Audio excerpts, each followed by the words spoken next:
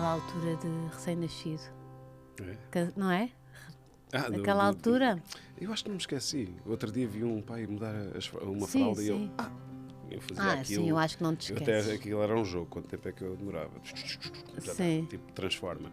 Agora Não, e é uma fase muito. Eu acho que é uma fase muito cansativa, mas depois tem coisas tão boas, não é? Esse cheirinho. Um bebê em casa tem coisas. Pelo menos mete-me a crescer muito. Eu, como homem, não só Exato. como pai, mas Sim, principalmente como homem, mete-me saltos quânticos. E acho que o segundo, uma pessoa. Eu acho que vamos aproveitando mais, porque. Já não ficamos tão cansados. Não sei, os meus segundos e terceiros filhos eu não me sentia tão. Já estava mais habituada. Já não tinha complicamos tanto, pelo Sim, menos. pelo menos é isso. E o dormir e não sei o quê, já estamos habituados a não dormir. Não sei, acho que é sempre a melhorar. Eu acho. Vou perceber isso, entretanto. Então vamos lá, vou-te fazer 5 perguntinhas de resposta rápida. Ok.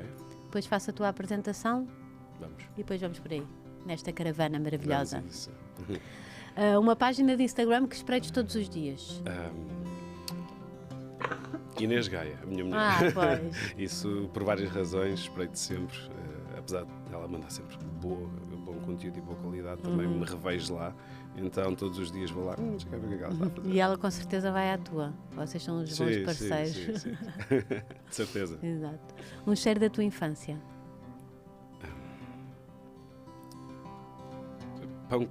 Pão com açúcar e azeite. Ai, da minha meu avó. Deus. Que ela de manhã fazia-se logo com aquele pão quentinho que ela fazia em casa, porque ela era fazia mesmo no forno. Pão mesmo verdadeiro. E então abria aquilo a deitar fundo e depois metia só um bocado de açúcar e um fio de azeite, tal, e dava-me. E eu, E hoje em dia nós não podemos fazer isso, não é? Pôr açúcar no pão aos nossos filhos, claro, já é tipo. Claro. Já fico, mas eu estou aqui, comi muitas vezes e estou. E é verdade, e esses cheirinhos que nos trazem, que nos levam para sítios bons, não é? Tão bom. Grandes recordações. Mas o que é que fazes ou para onde é que vais também? Quando precisas de recomeçar, pensar em alguma coisa, deixar coisas para trás, sei lá. Surfar. Vou para o mar, vou surfar, vou, como eu digo, molhar a cabeça e ligar-me àquele ambiente que tem tudo, que no fundo é uma metáfora da vida. Tem a calma, tem a agitação, tem a frustração, tem o medo, tem todos os elementos que nós vivemos cá fora na vida. Então eu vou lá e quando consigo chegar lá fora, naqueles dias que o mar está grande, está difícil de lá chegar fora. Onde é que surfas mais? Eu sempre vivi e surfei mais ali na zona desde Ericeira até Peniche. A gente está grande, na Areia grande Branca, e frio. estamos ali no meio. Sim. É frio. Olha, banhos gelados, quando ainda nem se falava nisso, era o que a gente fazia todos os dias. Exato. Durante uma hora, pelo menos. E o que é que fazes? Limpas a cabeça também? Limpo. O sal limpa tudo, não é? Sim. O mar deixa as emoções a fluir e a serenidade de estar sentado em cima do mar e a flutuar ao sabor do mar e a olhar o horizonte sem qualquer ruído, sem qualquer... Ou seja, estás num estado meditativo que te ajuda muito a clarear as ideias, te ajuda muito a olhar para dentro de uma forma natural. Com ou sem amigos? O que é que preferes? Ou é diferente? Neste caso que estamos a falar, para tomar decisões, para clarear, sozinho. Sim. Quando é para mesmo desporto em si, mesmo competição, é com amigos. Exato. Claro, é ótimo, Um dia para onde não querias voltar?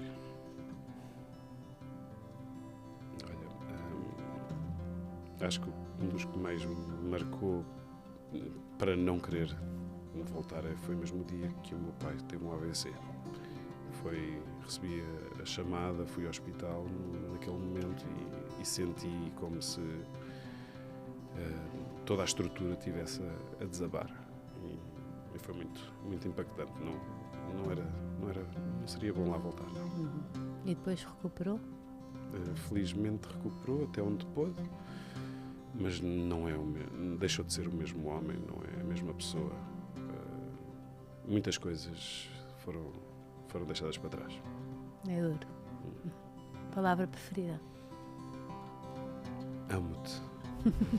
É uma palavra que eu não dizia. Se disseram quando eu era mais novo, eu não me lembro.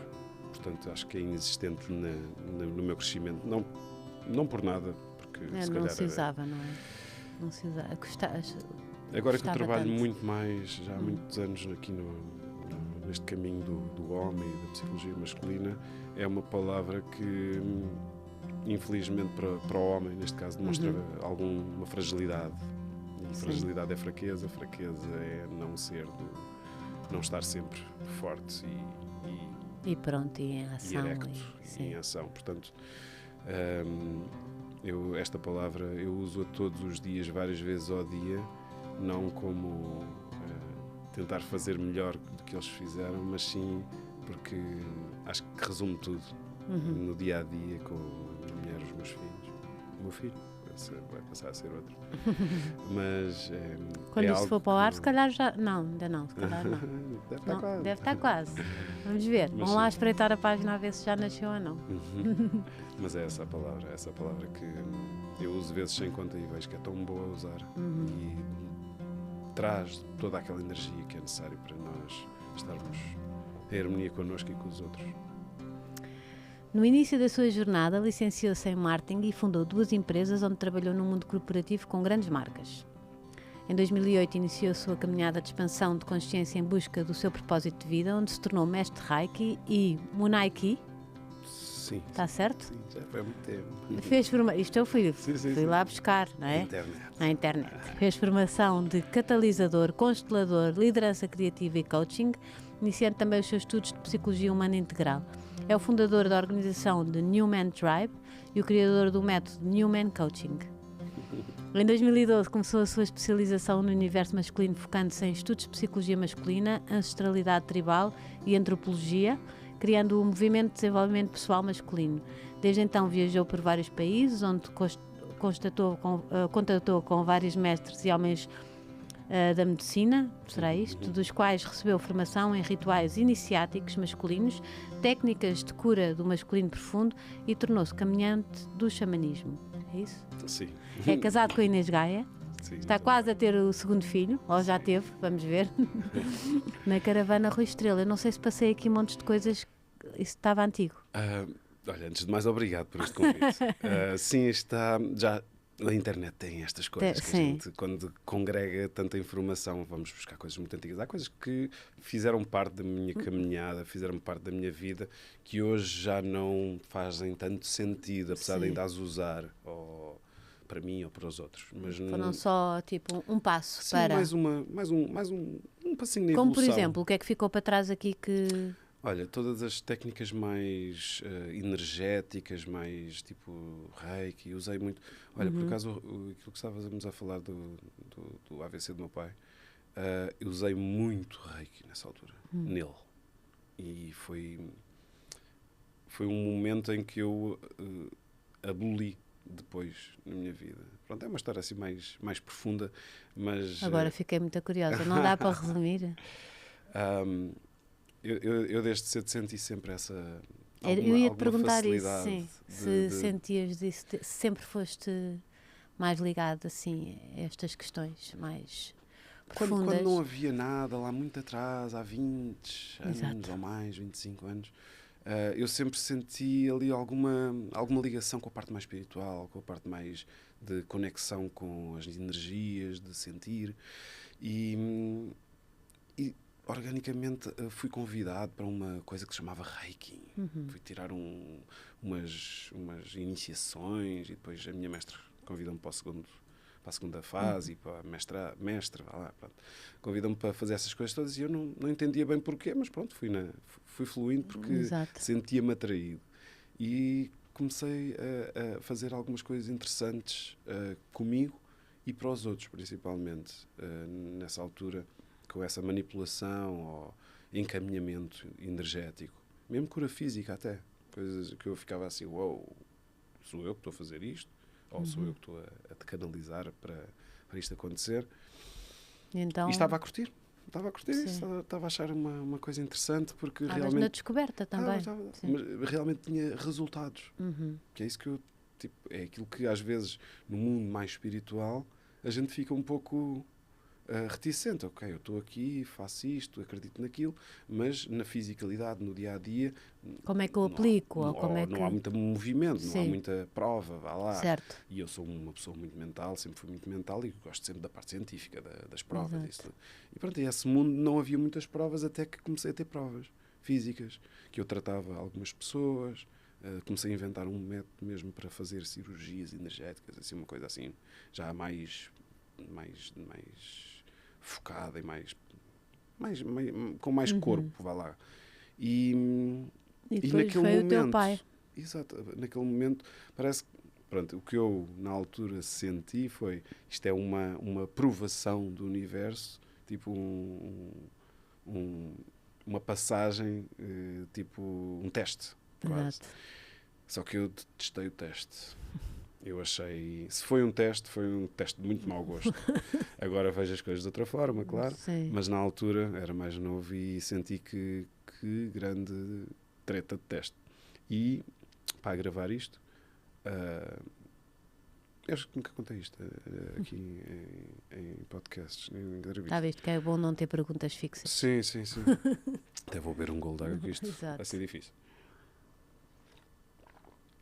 Pronto, isto pode parecer um bocado pesado, mas o meu avô, o pai do meu pai, também teve um AVC. Foi um bocado mais grave e ele não aguentou mais que uma semana e tal. Mas o meu pai virou-se para mim, eu, muito jovem, muito novo, acho que tinha pai 8 anos, acho que não tinha 10, por essa idade, e ele virou-se para mim e disse: se algum dia isto me acontecer, tu ficas incumbido de meter uma almofadinha na cara, porque eu não quero viver assim, vegetal. E eu olhei para ele e disse: uou, mas pronto, isso nunca vai acontecer. E Até arrumaste. que arrumei. E então, como eu Aquelas era o coisas irmão que mais... os pais às vezes nos dizem que, Sim. não é? Eu entendo agora, depois de muito trabalho de autoconhecimento, desenvolvimento pessoal, o que é que ele realmente estava-me a querer dizer, porque ele sempre foi um homem muito enérgico, ele tinha 1,90 m, era um homem muito enérgico, de negócios, de movimento, às vezes enérgica mais, porque também tinha atitudes desviantes, mas era um homem que tinha muito fogo na galra, como se diz. Exato. E acontecia isso tudo. E eu entendo que era um contrassenso, era o oposto que lhe iria acontecer se lhe acontecesse algo assim. Exato. E pronto, os anos passaram e de repente acontece isso e aquela frase ficou-me na cabeça, tipo, uou! E então esse teste do universo foi quase: vais tentar salvá-lo com o que tu tiveste a preparar-te até hoje, ou vais fazer o que ele diz e vais largá-lo, que não é preciso ter nenhuma almofada, Claro. deixar a natureza seguir o seu curso, porque foi uma coisa muito grande, foi isquémico, foi metade do cérebro inteiro, e os médicos disseram: olha, na melhor das hipóteses, se ele sobreviver esta primeira semana ou segunda, pronto, vai ficar vegetal, vai ficar entubado, ou se não ficar, vai ficar, pronto, na E tu horizontal. tinhas as duas vozinhas. Exatamente, e foi isso que eu achei de muito mau gosto, se isto foi um teste. Como é que depois Eu decidi salvar, tentar salvar.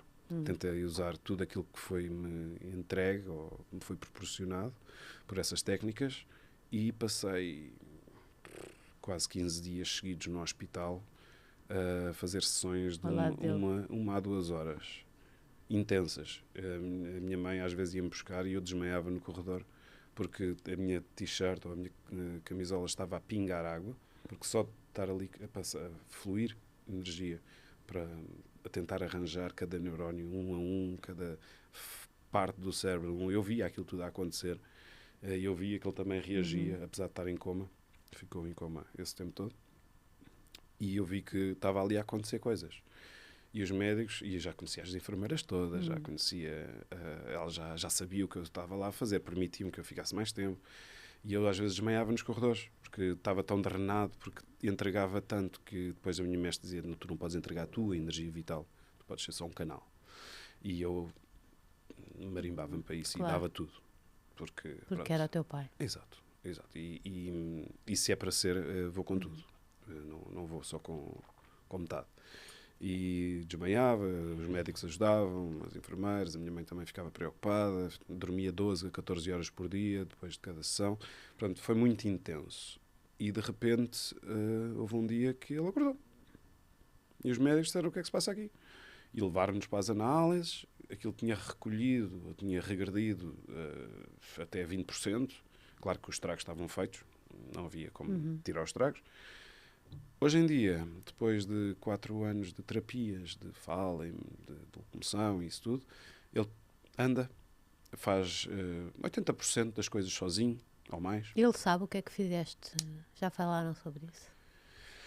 Sabes que isso foi uma fase que não me interessou muito ir lá perguntar e sentir, porque foi ele o que um dia, depois de acordar, lá no segundo ou terceiro dia, de já estar quase consciente, mas ainda estar a tentar apanhar do ar o que é que estava a acontecer com ele, a única coisa que ele me dizia era para tirar as mãos, com gestos, claro, tipo, não quero mais.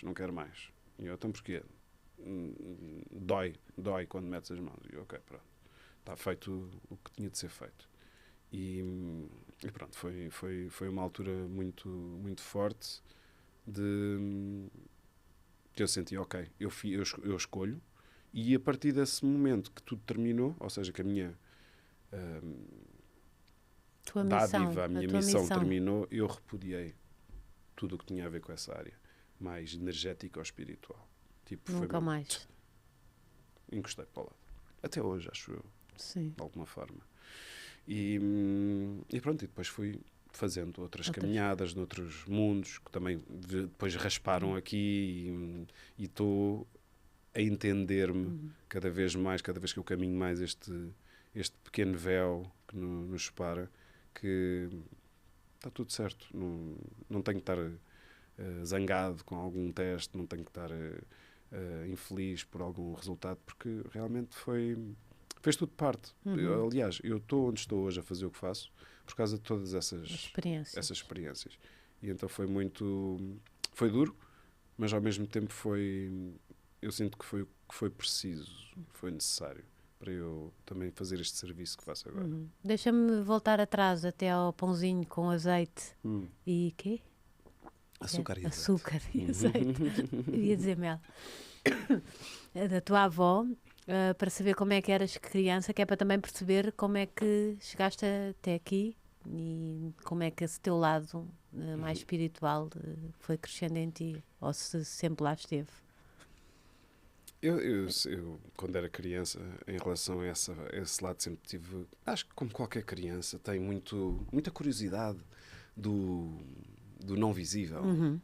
E então eu adorava ler e falar sobre coisas mais espirituais, os espíritos na altura, desde os fantasmas, tudo o que envolvia o desconhecido. Sim, o invisível, claro. Perdão. E pronto, era uma criança muito feliz com isso. Tinhas irmãos?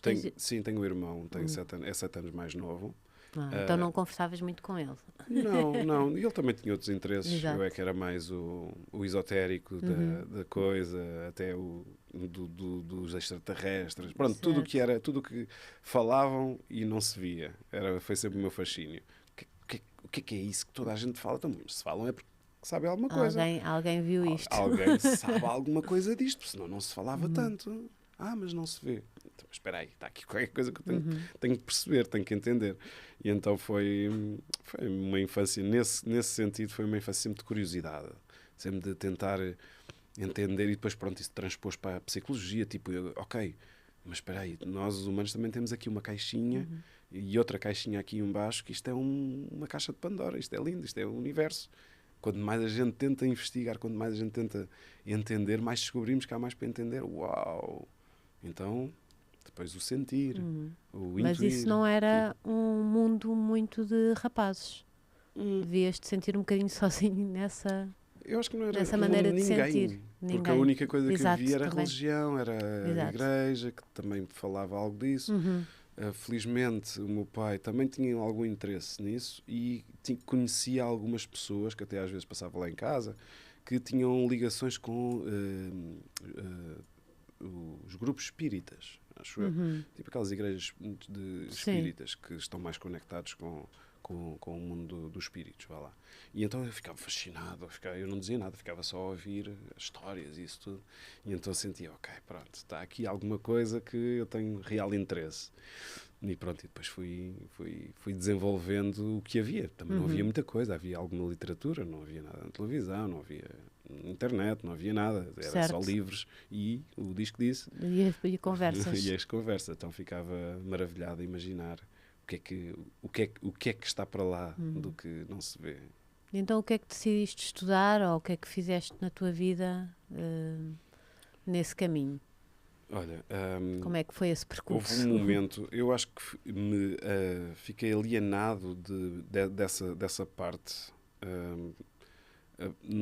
nessa altura que aconteceu isso ao meu pai. Acho que foi um momento muito marcante para mim e para a minha caminhada, visto das duas versões, do bom e do menos bom. Mas foi muito marcante, porque foi a partir daí que eu disse, olha, vou-me desligar de tudo. Só que houve uma altura mais tarde, já lá vai 20 anos, quase agora 20 anos, quando tinha mais ou menos em 2004, que eu comecei, há aqui coisas que eu ando a fazer na minha vida, comigo e com os outros, que isto é um padrão. Faço e volto a fazer, pessoas diferentes, a mesma maneira de agir. E isto não me está a trazer, porque eu não me sentia bem, não me sentia feliz. E na altura, o autoconhecimento, o desenvolvimento pessoal estava a crescer no mundo, aqui em Portugal estava a chegar as primeiras coisinhas, assim, muito ténues. E eu disse, isto não é espiritualidade, portanto, não vou com aquela ferida vou meter outra vez nisto. E então comecei a entrar no autoconhecimento e comecei, isto é uma boa ferramenta, são boas ferramentas para eu, pelo menos, ter noção do que é que eu vivi, do que é que eu sou, do que é que eu posso ser ou posso mudar para viver melhor. E então fui utilizando aos bocadinhos, fui tirando mais formações, fui tirando cursos e fui começando a entender, realmente a minha vida está a melhorar. Realmente as coisas estão a ficar mais luminosas e estou mais consciente. E quando mais me doía, mais eu queria ir lá. Entendes? Certo.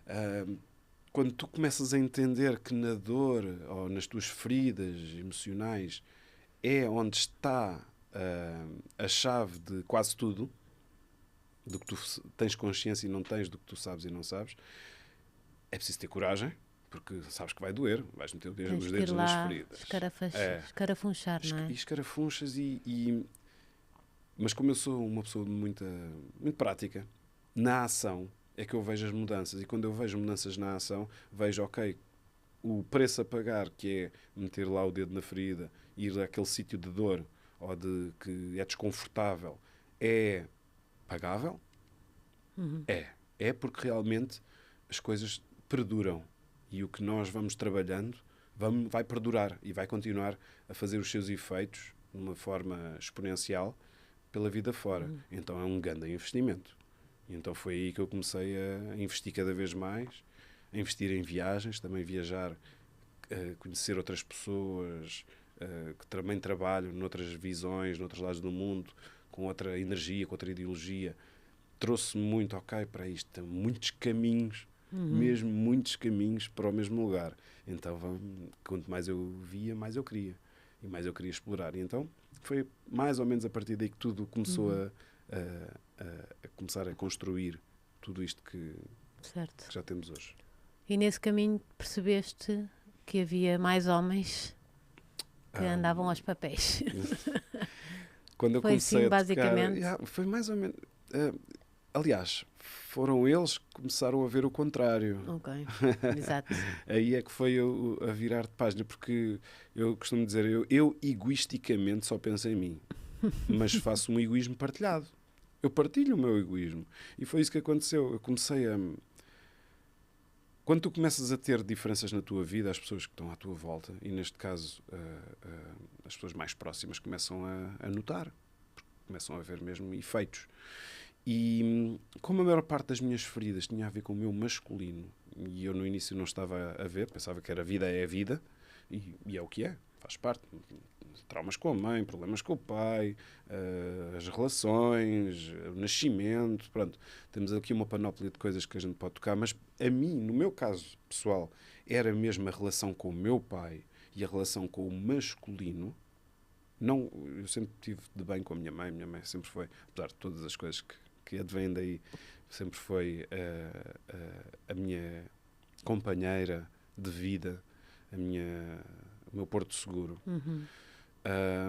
O meu masculino ficou ferido porque nunca teve uma visão matura e madura de como fazer, como não fazer. E o que eu aprendia era tudo tóxico, de alguma forma, porque era toldado pelo machismo que perdurava na veia familiar, patriarcal, já há muitos e muitos anos. Portanto, o meu pai ensinou-me o que sabia, e então está cristalizado todo esse machismo, então perdura. E eu comecei, quando mais eu comecei a sentir que tocava na ferida do machismo, da ligação com o meu pai, das feridas do que eu tive e não tive com ele, mais a minha vida ficava melhor. E então foquei-me nisso. Vamos nos focar nisso, eu vou-me focar nisto, porque está aqui aquele veio de ouro. Então vou segui-lo. E ao segui-lo comecei a procurar mais coisas focadas nesta doutrina, vá lá, que é a psicologia masculina. Não havia. Há 15 anos atrás, o que havia era tão escasso e tão sem forma que eu comecei a ficar, então, mas espera aí. E comecei a ir mais atrás. Fui à antropologia, fui às tribos, fui o que é que se fazia quando tudo estava em harmonia.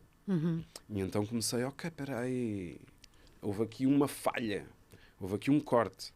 Então, antes estava tudo em harmonia. Os homens e os seus rapazes tinham os seus rituais iniciáticos, faziam as coisas de uma forma como a natureza faz, como os animais fazem uns com os outros, faziam tudo de uma forma orgânica e natural. Essa passagem, esse ensinamento, esse acompanhamento, essa honra, todas as características que definem um masculino saudável e maduro.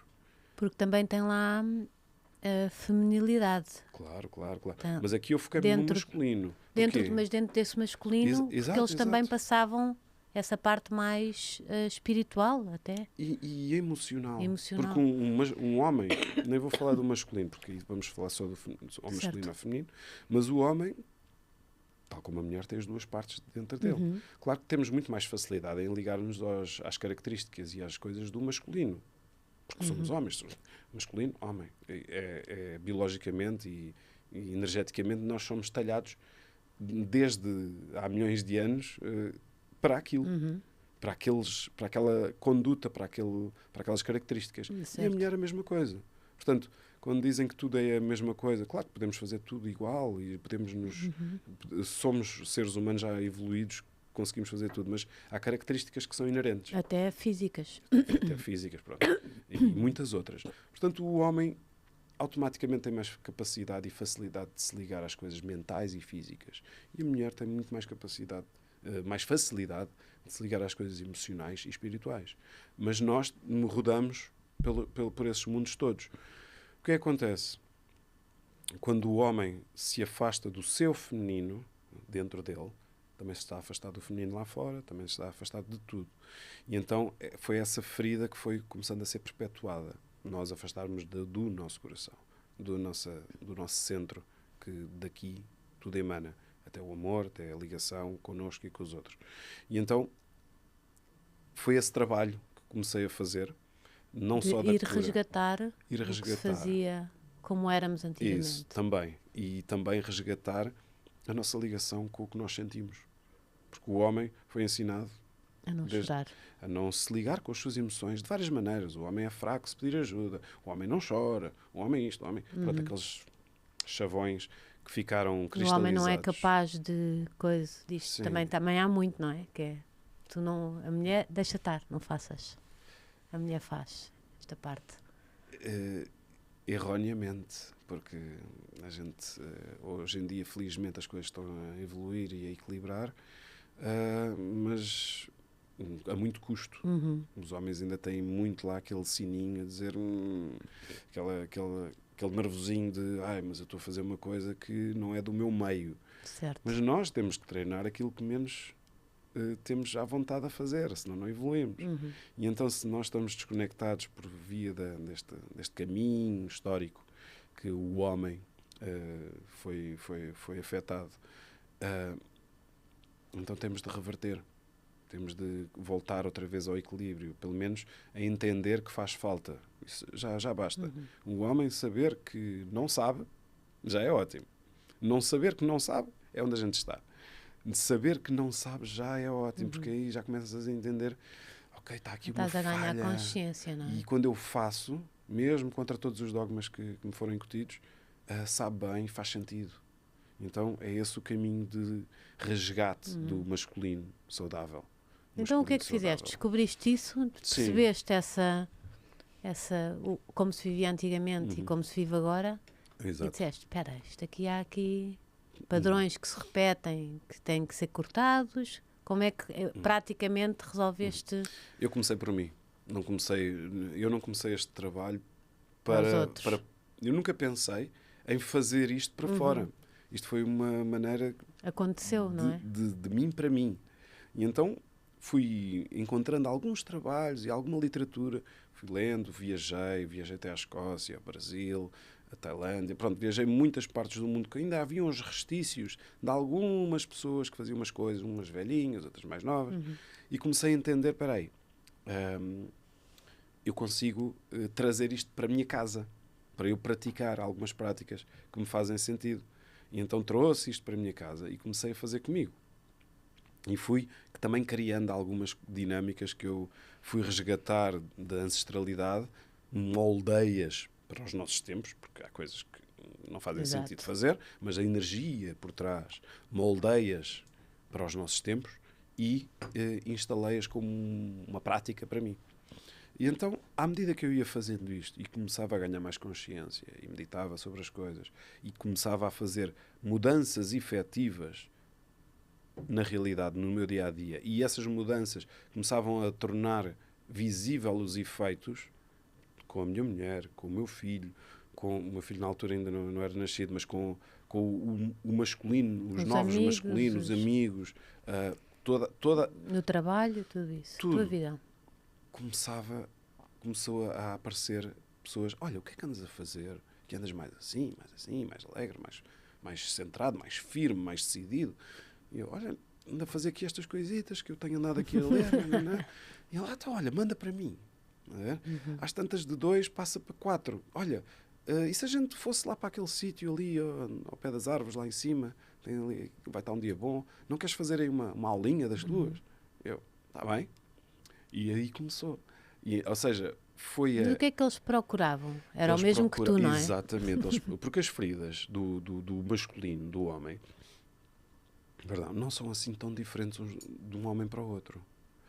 Normalmente temos a ausência do pai, que é uma das principais hoje em dia, que muitas mães ficam solteiras, e a ausência de uma figura masculina, uma imagem, não é paternal só, é uma figura de masculino, um exemplo de que a gente pode olhar, a honra, porque sim senhora, é firme, é uma coisa que não sai do padrão, é uma coisa que os outros homens sentem, sim senhor, está ali uma pessoa que está centrada. Como também a ausência de mãe, também deve ser uma outra ferida. Exato, e a ausência de mãe. De mãe ou de feminino? Presença de paternal tóxica, que é ele não sai, mas está lá, mas tudo o que incute são vícios machistas. Ou seja, há muitas feridas que depois a gente vai repercutir nas nossas relações. Muitas feridas da presença ou ausência do pai e toda a toxicidade inerente, e umas mais religiosas, outras mais sexistas, outras mais homofóbicas. Pronto, temos uma panóplia de infecções, vá lá, que o rapaz pode ter. E quando esse rapaz chega a homem, porque no fundo nunca chega, porque não tem nenhum ritual iniciático, mas pronto, vai crescendo. Explica-me só o que é o ritual iniciático para quem não... Ok, olha, rituais iniciáticos são coisas que são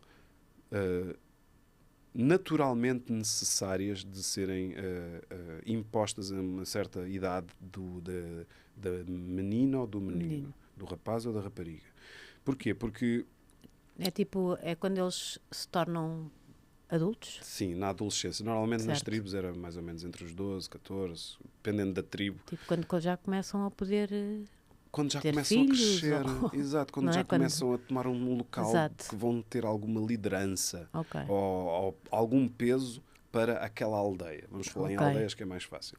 A menina tem um ritual iniciático inevitável e que ninguém Certo. pode tirar. É a primeira menstruação. A partir da primeira menstruação há mudança, vem a irmã, vem a mãe, vem a tia, vem a anciã e olha, vamos aqui sentar-nos que a gente tem de falar sobre o que foi e o que vai ser a partir de agora. E mudanças hormonais, mudanças químicas, mudanças mentais, muitas mudanças ocorrem e há ali um estatuto de adultez que se começa a ganhar e aquela casca infantil já nunca mais é vestida. O Certo. rapaz não tem isso. Não tem essa passagem natural. Então, havia em quase todas as tribos do mundo, mesmo tribos que nunca se falava, Austrália e Brasil, nunca se tocaram e tinham essas todos coisas. Todos tinham. Era Porque era naturalmente, eles olhavam para a natureza, olhavam para os pássaros, para os leões, para tudo e estava Percebiam. espelhado. E eles espelhavam isso porque somos animais como os outros. Então, para quê? Só que nos desligámos muito da natureza, não é? Exato. E esses rituais iniciáticos eram marcados no tempo e no espaço para serem realizados. Então havia uma antecipação dos rapazes que já sabiam que naquela altura iria acontecer. Então, estavam-se a preparar para aquele ritual. Quando acontecia, era um ritual sempre que trazia dor, humilhação. Não humilhação como a gente ouve hoje em dia de Bullying. não é humilhar, é humilhar mais no sentido de a casca que vais largar, a armadura que vais tirar, que te serviu durante esta infância, se a voltares a agarrar e meter, vai ser muito humilhante para ti de todas as formas. Portanto, retira. E de dor, se reparares, é um marco na tua vida. Tudo o que te provoca dor fica bem marcado. Então era tatuagens pelo corpo, eram cortes, eram luvas com formigas vermelhas, super venenosas, que ficam lá com as mãos dentro. Eu estava aqui a pensar porque a mulher passa por muita dor na vida e o Exato. homem não passa fisicamente, não passa por muita dor. Depende do ponto de vista. Mas sim, eu Não, entendo. percebes? Eu Tipo, entendo, sim. os filhos, não é? Sim, A menstruação, sim, não sei o quê, tudo. sim. Nós passamos o tempo todo Em dor. em sim. dor. E E são o homem- coisas marcantes. Sim, E então foi instituído, vá lá, naturalmente, que isso é um momento que tem que também haver um marco bem forte. E antigamente nas tribos a dor era a forma mais fácil de marcar aquilo na vida deles. E o que é que isso fazia? Fazia com que a partir desse momento que os rapazes tinham sido acompanhados sempre pelas mães na aldeia, dentro do círculo da aldeia, a partir desse momento começavam a acompanhar os pai. homens, o pai e os os homens. homens, sim. Para quê? Para aprender os saberes do seu reposicionamento. E eles vão ser mais tarde os líderes e os provedores e protetores da aldeia. Portanto, eles têm de aprender as maneiras, porque se não aprenderem, os anciões vão acabar por morrer e eles, quando tomarem essa alçada, o que é que vai acontecer? Vão-te fazer coisas de criança. Vão ser adolescentes. Então, se não há essa passagem, eles não vão saber salvar a aldeia, segurar a aldeia. Portanto, era necessário para a sobrevivência da aldeia. Era super necessário. O que é que acontece hoje em dia? Como não há nada e o que existe é muito disruptivo na negativa, porque não é levar o menino às meninas pela primeira vez, Sim, que é um não se está a falar disso. não é levá-la à bola, não é... A bola, na verdade, passou a ser um ritual. Sim, a gente porque, já pode falar da bola. não É um bom exemplo. É um escape do homem. Sim, onde pode já ser, te explica a onde, bola. onde pode ser. Eu acho que já te ouvi falar disso. Sim, Onde não, ele isso pode é muito ir interessante. buscar esse. Mas estás a perceber a importância desmedida que é para não só para o mundo, mas também para o feminino, dos homens terem um antes e um depois. É que não é normal um homem de 70 anos andar a tentar deslumbrar meninas de 20. É contra a natura. Mas para ele é normal porque ele ficou ali naquela idade. E outras atitudes Pronto, há montes de atitudes. Até é bem visto nos homens, não é? Olha, Sim, os garanhões, os machos. Uma miúda 20 anos mais nova, 30 anos mais nova. Exato. E para a mulher depois mas isto tem muito que se diga dentro desse, dentro desse campo. Mas sim, mas eu digo sempre, é de extrema importância nós prepararmos os nossos jovens hoje em dia para resgatar esses movimentos, porque é a partir daí que ele vai entender, ele vai-se automaturar, vai ganhar, porque é muito fácil de ser de fora para dentro, tentar encaminhar um jovem, mas é muito mais efetivo quando o próprio jovem assume ritualisticamente que aquilo é o momento dele e que a partir de agora tem uma nova couraça e uma nova missão. Isso desculpa, sim. é um evento ou é uma conversa, é um evento, é o que tu fazes? É assim, hoje em dia, claro que a gente não vai fazer o que eles faziam antigamente, não é? Sim, não faz sentido. Mas eu acho que às vezes até uma boa conversa de um pai consciente com o seu filho, que o agarra nele e vai acampar um fim de semana para o meio da montanha, mas com aquele foco, com aquela energia, com aquele intuito, já é um ritual iniciático. Um ritual iniciático é marcar bem firme no tempo e no espaço que o que foi já não vai servir para o que virá, para aquela criança, homem, neste caso. E então há muitas coisas que se podem fazer. Eu faço algumas, ou ensino algumas nos meus trabalhos, e estou a abrir agora também um trabalho, já não, mas daqui a um tempo, para adolescentes, em que o pai ou o representante masculino também virá, porque isto depois continua lá fora, eles têm de estar em sintonia, mas é um movimento que para mim é imprescindível. Não só me fez falta a mim, por isso é que eu criei e tenho desenvolvido este trabalho, mas principalmente eu vejo que faz falta ao mundo. Porque, se reparares bem, o mundo vai necessitar de homens conscientes se o mundo quiser sobreviver. Isto eu sei que é uma frase muito utópica e grande de dizer, mas é a minha crença. A salvação do mundo depende da consciencialização dos homens. É complexo e simples. Estamos aqui a lutar contra milhares de anos de preparação patriarcal e defesa machista de uma sociedade que está muito fechada ainda. E por isso é que eu às vezes sinto que o meu trabalho não é bem-vindo.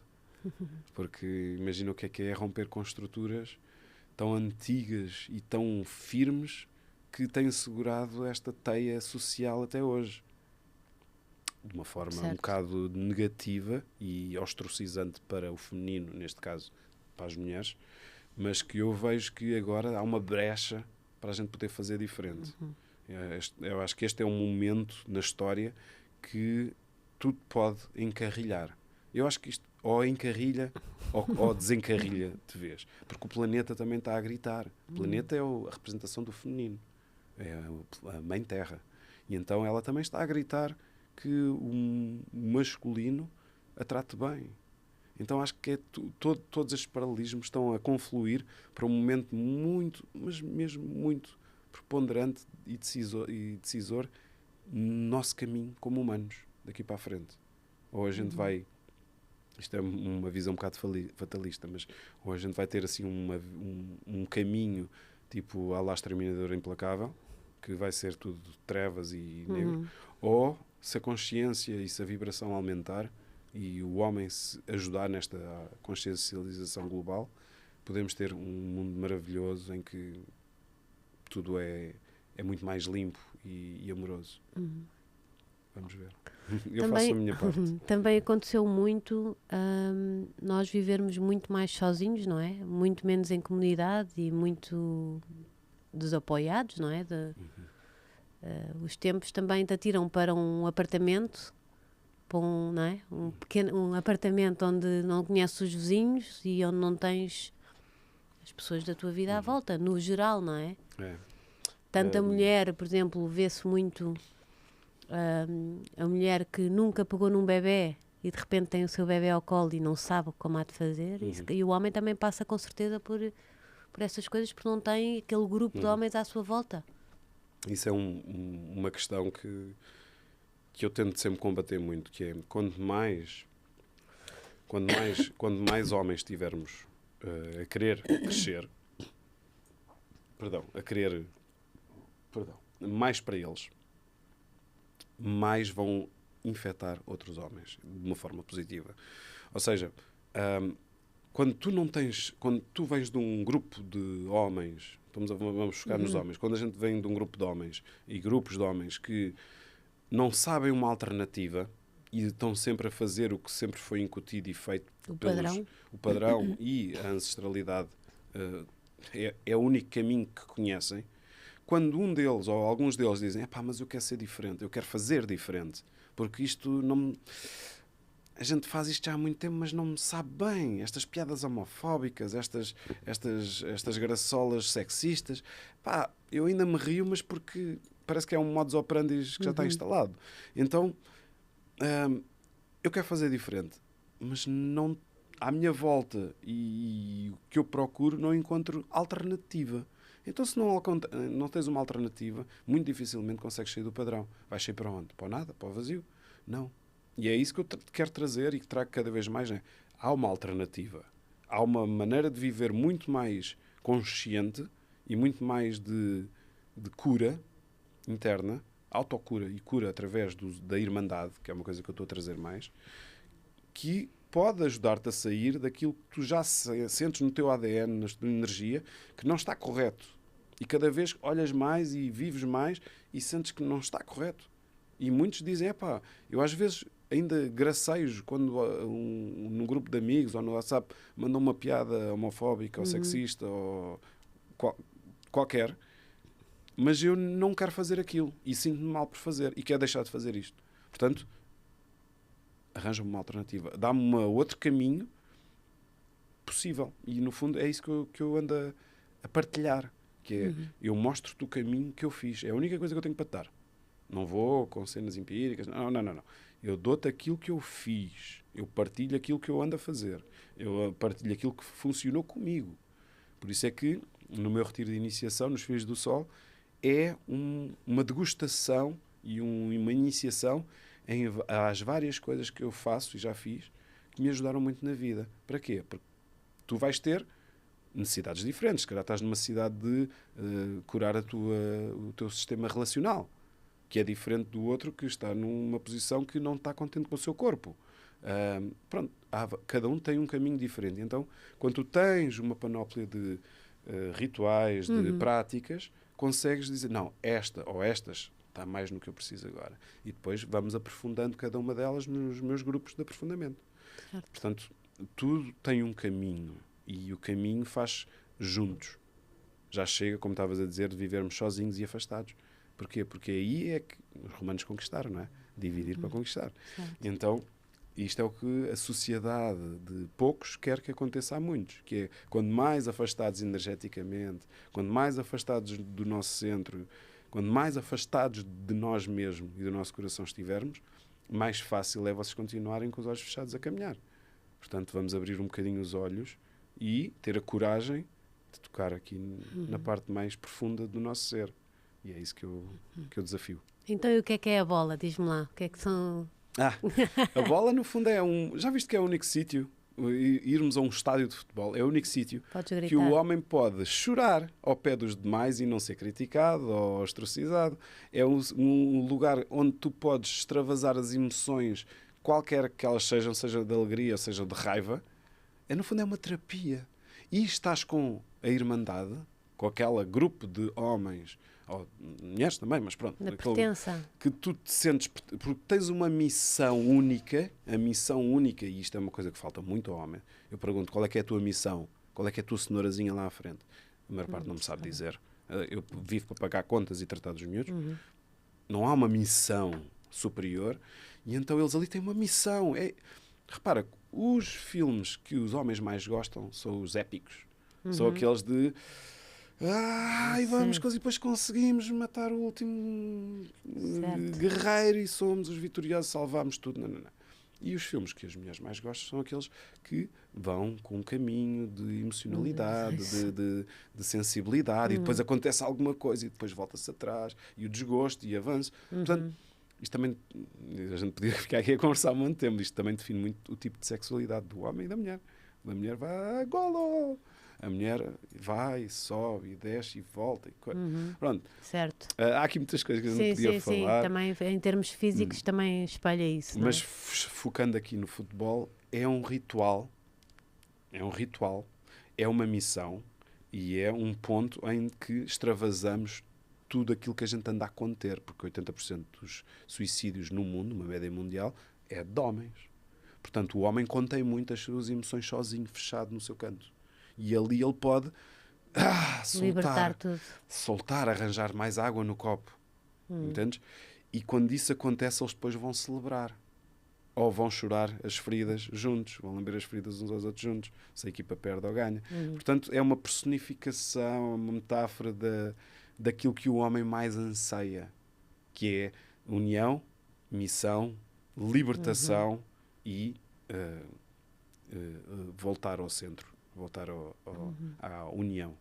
Agora isso conseguia-se de uma forma mais moderada. É o que eu faço nos meus retiros. Se olhássemos tenho todos esses pontos. Exato. Trazer a consciência, trazer um espaço seguro para que tu possas libertar e soltar, ser quem tu és, despido. Ninguém te vai se julgar, ninguém te vai olhar de lado, ninguém vai... Tu és um do círculo, tal como eu sou um do círculo. Portanto, aí tu vais ter consciência e parar, porque a palavra retira é mesmo retirar-te e voltar para dentro. Então olhar para a tua vida também, que se calhar alguma coisa não está a fazer sentido para tu precisares de ir todas as semanas gritar e... Digo eu, não sei, ai que horror. Agora todos os adeptos de futebol, eu gosto muito de futebol, calma. Gosto muito de desporto, é libertador. Ir a ver um jogo de futebol, ou até em casa, as pessoas que estão em casa, é libertador, mas de uma forma menos consciente. Porquê? Porque estamos focados naquela missão. Imagina fazer isso focado na tua vida. Exato. Uau! O que é que sairá daí? E por isso é que a gente pode ter mais consciência nessa caminhada, nessa jornada que se chama vida. Diz-me só o que é que as pessoas podem encontrar que tu ofereces. Tens o... Como é que se chama? Tenho no Instagram a minha página pessoal, podem me encontrar lá. Mas depois tens cursos, não é? Tens os rituais? Sim, tenho algumas formações, tenho alguns cursos. O principal e o de entrada, que eu digo sempre para entrar, é pelos Filhos do Sol, que é o que já faço há mais de 6 anos e felizmente é a melhor porta de entrada. Pelo menos, primeiro tens de saber quem tu és, como tu estás. E depois, a partir daí, a gente faz os aprofundamentos direcionados para o que tu necessitas. Também vou lançar aqui umas coisinhas a nível online, também para poder chegar a mais gente e trazer pelo menos mais abertura no conforto do teu lar. E algumas viagens que agora vão ter de estar em stand-by, porque agora vem o Martim, mas lá para o fim do ano, início do próximo, vou voltar. Portanto, vai ser... a tua página do Instagram é Rui Estrela e é onde partilhas as tuas coisas? Sim, sabes que eu gosto de focar e centrar, então é ali que eu centro tudo. Exato. Falar tudo. Adorei ter-te cá. Obrigado. Muito obrigada mesmo por teres vindo e olha, corra tudo bem. Não vou dizer aqueles conselhos do dorme quando tens não sei o quê, quando ele vai dormir, porque já estás mais do que preparado para isso. Sim. E vai ser ótimo. O segundo filho é mais, eu acho que é mais simples. Já estamos calejados. Sim. Vou ver isso. E aproveitamos as coisas boas, não é? Sim, passa tão rápido. Aproveitar a vida. Obrigado. Obrigada, adorei mesmo. Obrigado. Um beijinho grande. Obrigada, boa semana. Beijinhos.